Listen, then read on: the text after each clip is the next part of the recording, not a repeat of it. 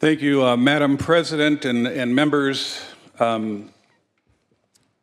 Today we conclude our session on the eve, pretty much on the 4th of July, the 240th birthday of our wonderful country, where we had people that came to this wonderful land seeking freedom and liberty.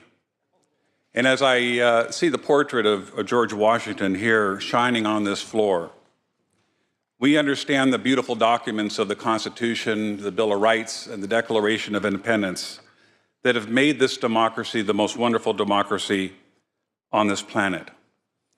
And we take an oath of office to defend our Constitution, and we have millions of brave men and women that have given the ultimate sacrifice for the freedoms that we all hold dear to our heart. And we have rights. And these rights are constantly under assault.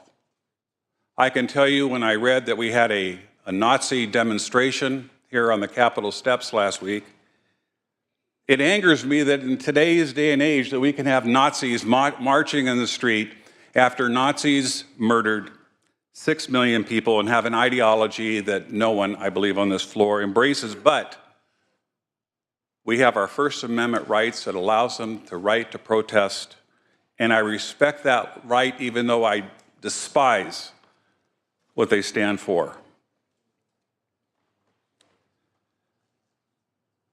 I've witnessed over the past session a constant attack on our Second Amendment rights, the incremental taking of our rights, and I'll tell you that in this session, I've received more phone calls and more emails from people that are alarmed in a state that has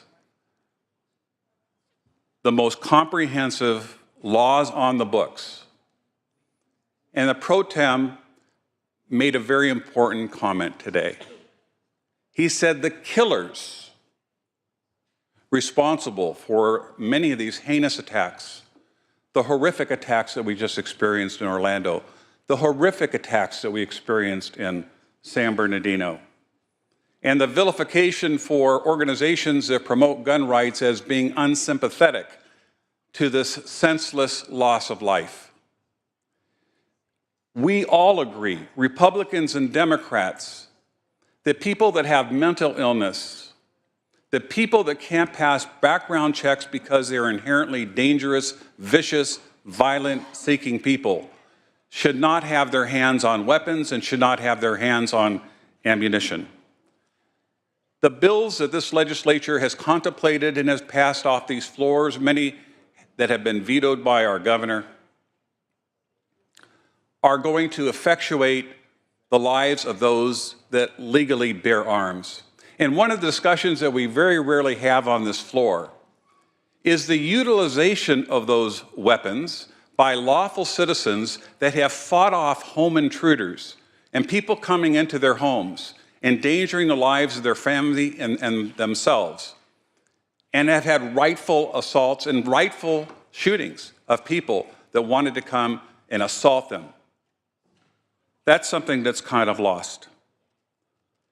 And here we are again, creating another database that is really going to just make it more expensive for law-abiding citizens to have ammunition, and it's only going to create, in my view, a new black market for ammunition.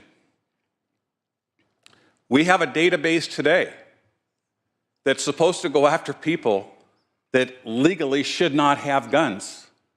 We've given $24 million recently to our Attorney General to go after these people, these dangerous people that have the guns. Our Attorney General can't keep up with the existing list of data. And now we're going to pile on yet another database without the commensurate funding and resources in order to make that database work. That's where I believe that this database is flawed and will be generally useless, and that there is no way to verify even if a purchaser has expended, sold, transferred, or simply stored the ammunition in question. It's not difficult to imagine that this change will increase that backlog at the Attorney General's office, making the system almost unusable given the technological and staffing limitations. It's also important to note that the proposed system of background checks using automated firearm system is seriously flawed.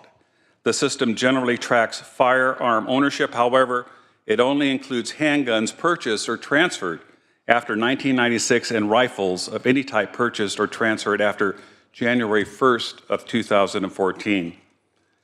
The implementation costs to establish these new programs and databases, user interfaces, regulations, policies, and procedures to accommodate the demand, assuming at least partial compliance, would not only cost tens of millions of dollars as cited in prior analysis of similar measures, but the ongoing expense has often been estimated to be in the low millions to maintain, enforce, investigate, prosecute, and otherwise go after law-abiding citizens. This bill, if signed, will simply encourage people to buy their ammo out of state or encouraging non-prohibitive persons from simply buying the ammo or getting their ammo on the black market. This is simply a piece of feel-good legislation which will not keep ammo out of the hands of criminals, which we should, in fact, do, and I believe will create a new blossoming black market of illicit ammunition sales here in the state of California. Madam President, for those reasons, I respectfully request a no vote.